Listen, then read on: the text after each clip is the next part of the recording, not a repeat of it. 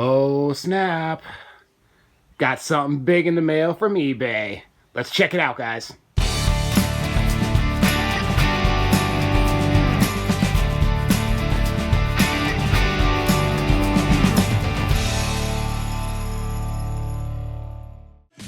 This is one of 3 boxes that I ordered off of eBay recently. Let's check it out.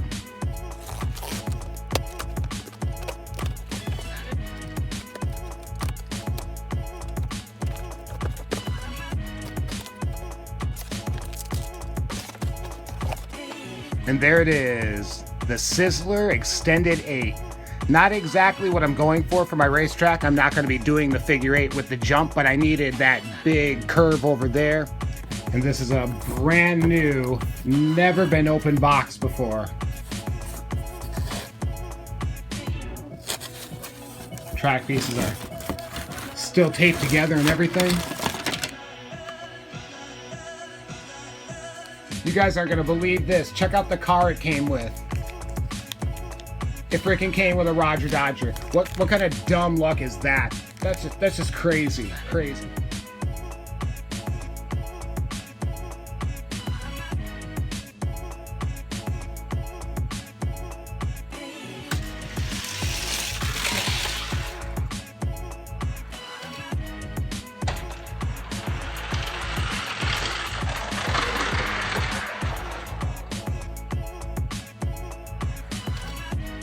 There we go. I gave it a little bit more height, just for the fun of it. I still only have this one curve going on at the moment. This curve is actually going to be right about here. And the plan is to have the hill start right about here, come down. I'm going to have a tabletop built, maybe about 2.5, 3 feet up. Hill's going to come down. We're going to go straight for a second, come up into this corner, turn, come down a little bit, which will be this piece right here. As it comes down, we'll meet up into this, and that will go around, come back under. We're going to angle back towards the front and then cruise right along here, and that will be where the finish is.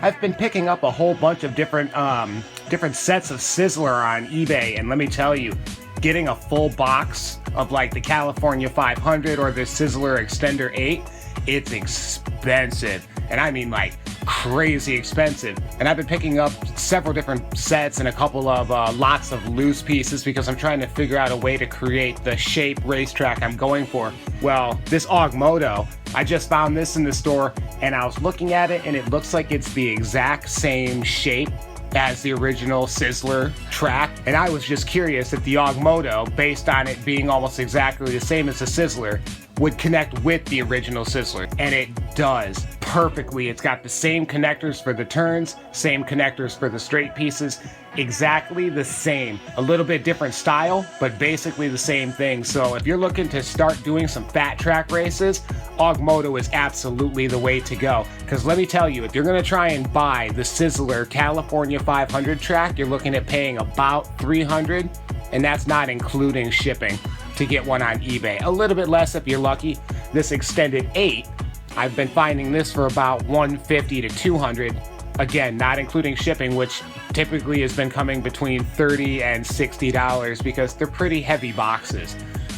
But this Moto, that's running $119. If you're trying to build a fat track race set, the Moto is a great way to do that. Because maybe you have some pieces from your old Sizzler set sitting around, or whatever the case may be. This is a great way to get what you're looking for without paying crazy eBay prices for some older stuff. But let me show you. I'm going to grab out a curved piece from the Moto and then a curved piece from the Sizzler and show you what's going on. All right, and there are your 2 pieces. The bottom one here, this is from the Sizzler Extended 8, and the top one with this crazy neon red stripe, this is from the Moto. There's a look at the back at the connectors. Exact same setup.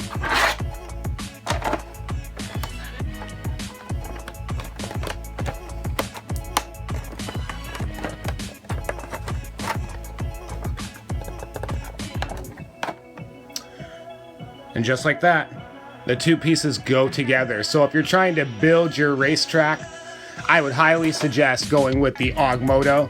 That is by far the way to go. Price-wise, it's such a better deal. I'll leave a link in the description below for a really, really good demo of Augmoto if you want to see what it does. It's pretty sweet, actually. There's a whole bunch of stuff that goes on through the application that makes the racing really, really exciting.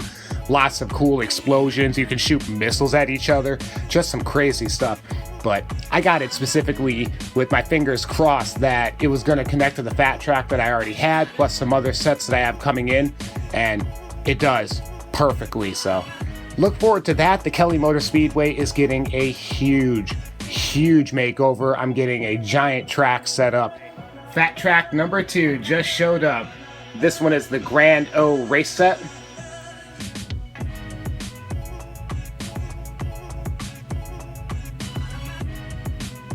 Yeah, that's why I got it.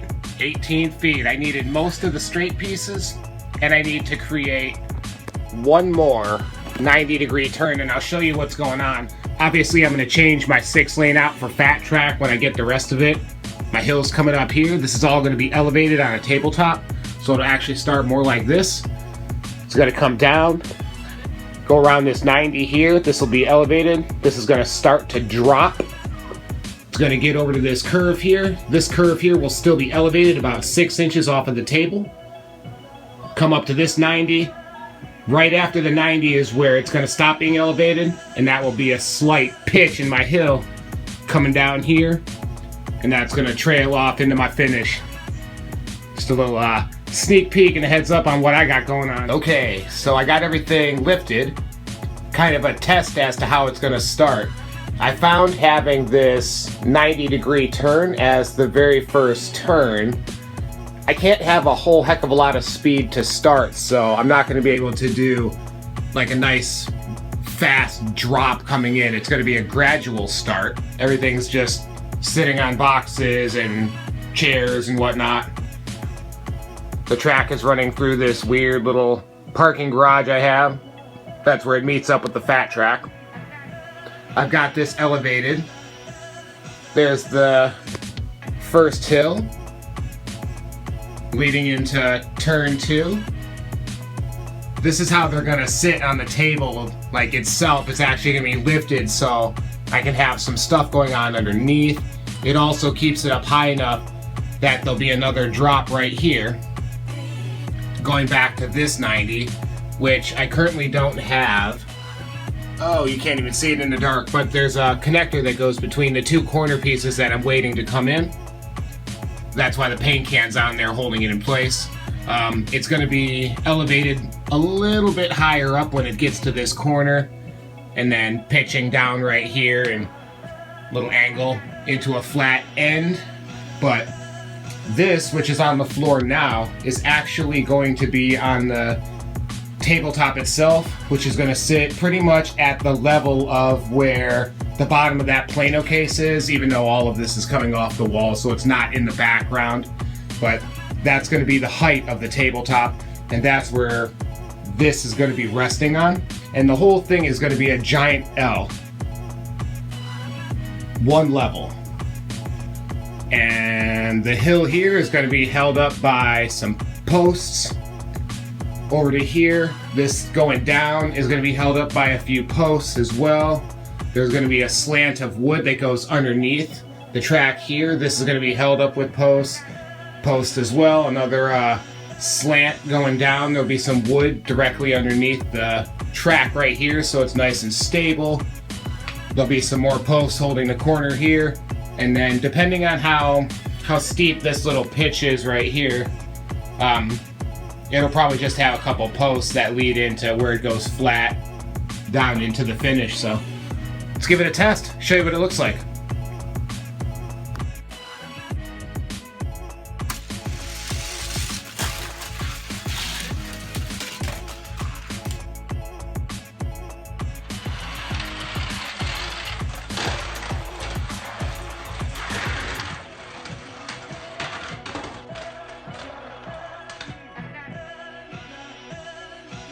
Alright, well that's it. That is where I'm at so far. My next step is going to be just waiting for some more pieces to come in so I can start, testing my start hill, getting that just right. And then once I figure out that, and I have everything pretty much working smoothly to where I can have 2 to 3 cars going through the elbow here without having any issues at all, even though there's going to be crashes anyways, but they have to be able to just basically make it. And that's it. Then I can start getting my tabletop built. Appreciate you guys for hanging out. Hope you guys are out hunting. Hope you guys are out finding cool things, doing cool things. Like and subscribe, and I'll catch you on the next one.